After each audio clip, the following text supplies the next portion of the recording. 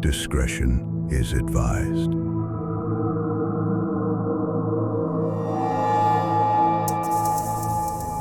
Russian researchers in the late 1940s kept 5 people awake for 15 days using an experimental gas-based stimulant.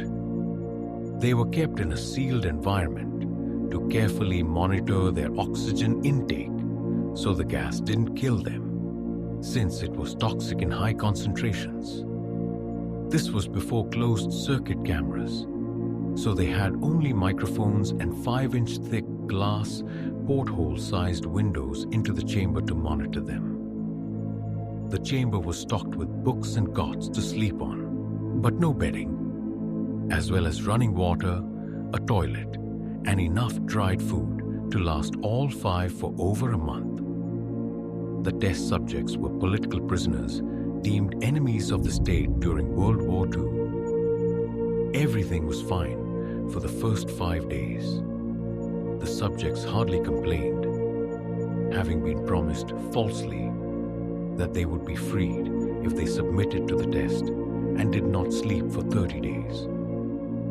Their conversations and activities were monitored, and it was noted that they continued to talk about increasingly traumatic incidents in their past. The general tone of their conversations took on a darker aspect after the 4-day mark.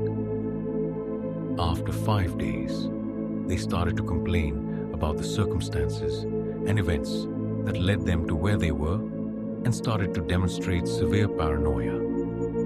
They stopped talking to each other and began alternately whispering into the microphones and one-way mirrored portholes. Oddly, they all seemed to think they could win the trust of the experimenters by turning over their comrades, the other subjects in captivity with them. At first, the researchers suspected this was an effect of the gas itself. After 9 days, the first of them started screaming. He ran the length of the chamber repeatedly, yelling at the top of his lungs for 3 hours straight, at which point he continued attempting to scream, but was only able to produce occasional squeaks. The researchers postulated that he had physically torn his vocal cords. The most surprising thing about this behavior was how the other captives reacted to it, or rather, didn't react to it. They continued whispering into the microphones until the second of the captives started to scream. The 2 non-screaming captives took the books apart, smeared page after page with their own feces, and pasted them calmly over the glass portholes. The screaming promptly stopped. So did the whispering into the microphones.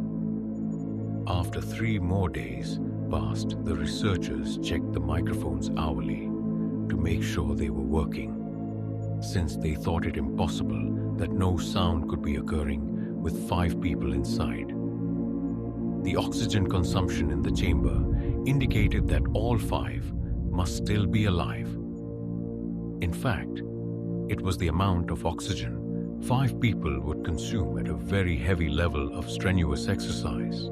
On the morning of the 14th day, the researchers did something they said they would not do to get a reaction from the captives.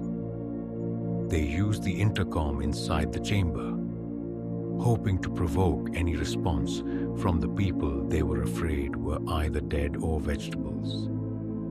They announced, "We are opening the chamber to test the microphones. Step away from the door and lie flat on the floor, or you will be shot.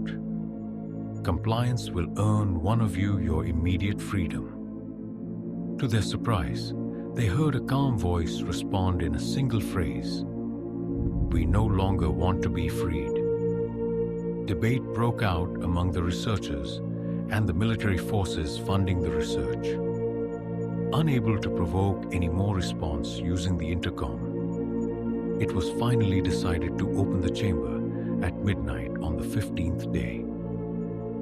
The chamber was flushed of the stimulant gas and filled with fresh air, and immediately voices from the microphones began to object. 3 different voices began begging, as if pleading for the life of loved ones, to turn the gas back on. The chamber was opened and soldiers were sent in to retrieve the test subjects. They began to scream louder than ever, and so did the soldiers when they saw what was inside. 4 of the 5 subjects were still alive, although no one could rightly call the state that any of them in life. The food rations past day 5 had not been so much as touched. There were chunks of meat from the dead test subjects' thighs and chest stuffed into the drain in the center of the chamber, blocking it and allowing 4 inches of water to accumulate on the floor. Precisely how much of the water on the floor was actually blood was never determined. All 4 surviving test subjects also had large portions of muscle and skin torn away from their bodies. The destruction of flesh and exposed bone on their fingertips indicated that the wounds were inflicted by hand, not with teeth, as the researchers initially thought. Closer examination of the position and angles of the wounds indicated that most, if not all of them, were self-inflicted.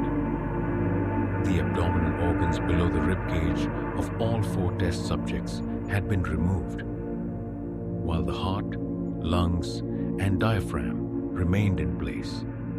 The skin and most of the muscles attached to the ribs had been ripped off, exposing the lungs through the ribcage.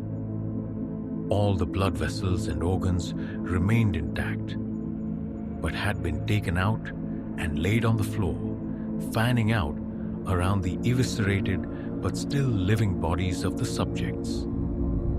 The digestive tract of all 4 could be seen to be working, digesting food. It quickly became apparent that what they were digesting was their own flesh that they had ripped off and eaten over the course of days. Most of the soldiers were Russian special operatives at the facility, but still, many refused to return to the chamber to remove the test subjects.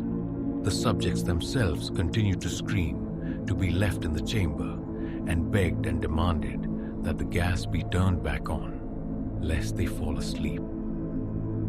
To everyone's surprise, the test subjects put up a fierce fight in the process of being removed from the chamber.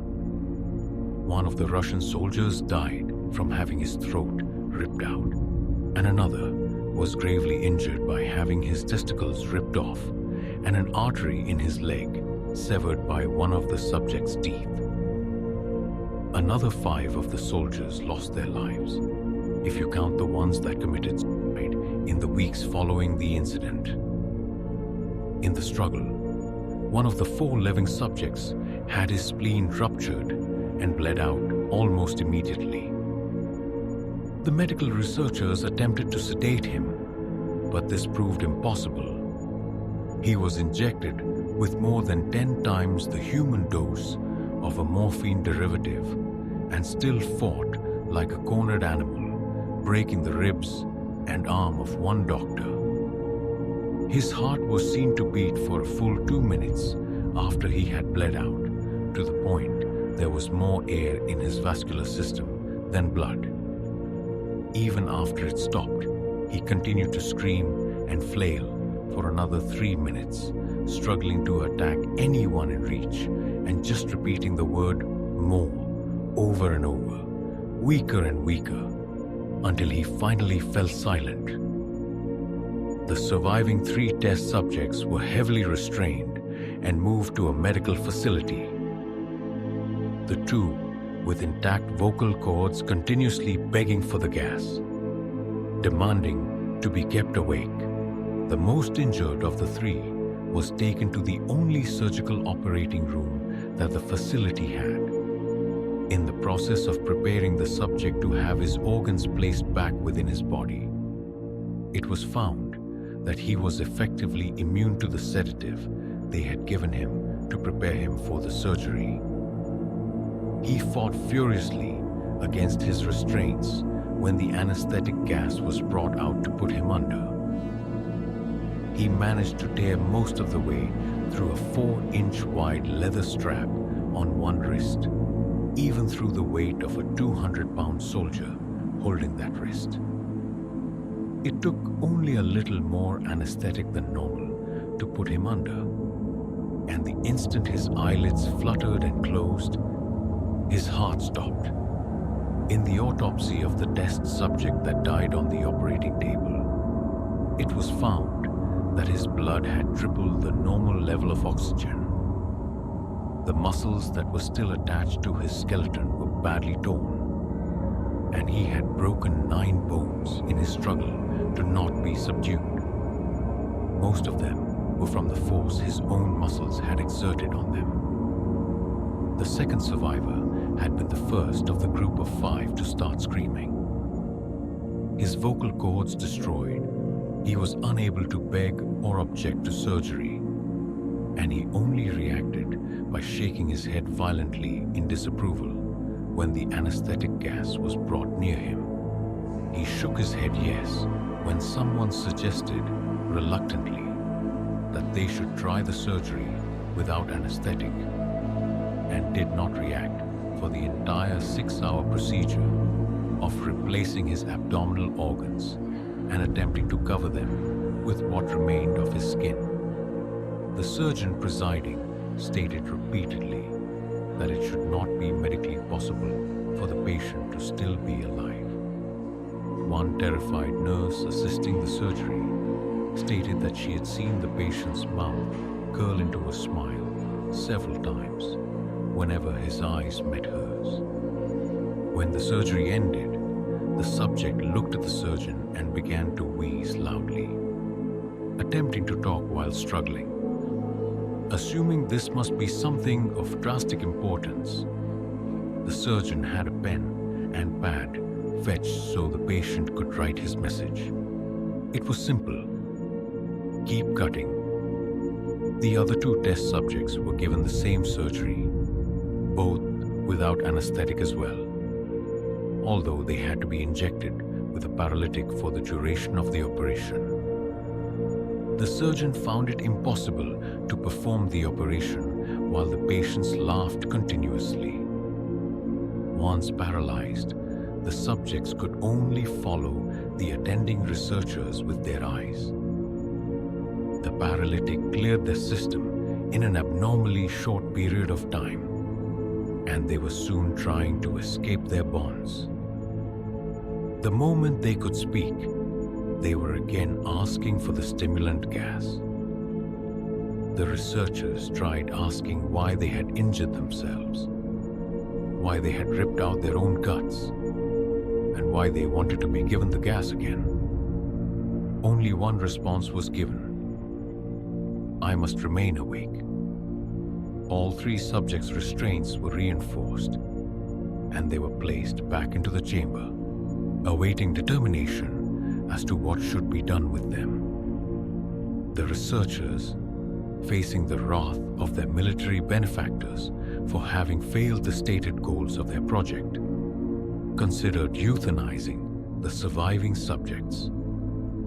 The commanding officer, an ex-KGB, instead saw potential and wanted to see what would happen if they were put back on the gas. The researchers strongly objected, but were overruled.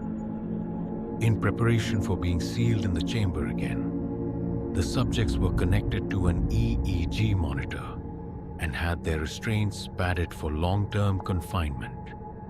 To everyone's surprise, all 3 stopped struggling the moment it was let slip that they were going back on the gas. It was obvious that at this point, all 3 were putting up a great struggle to stay awake.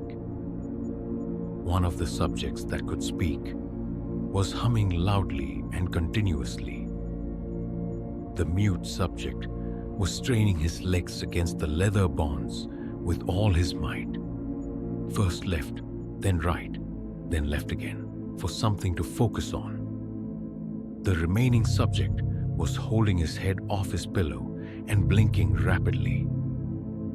Having been the first to be wired to the EEG machine, most of the researchers were monitoring his brain waves in surprise. They were normal most of the time, but sometimes flatlined inexplicably. It looked as if he were repeatedly suffering brain death before returning to normal. As they focused on paper scrolling out of the brainwave monitor, only one nurse saw the man's eyes slip shut at the same moment his head hit the pillow.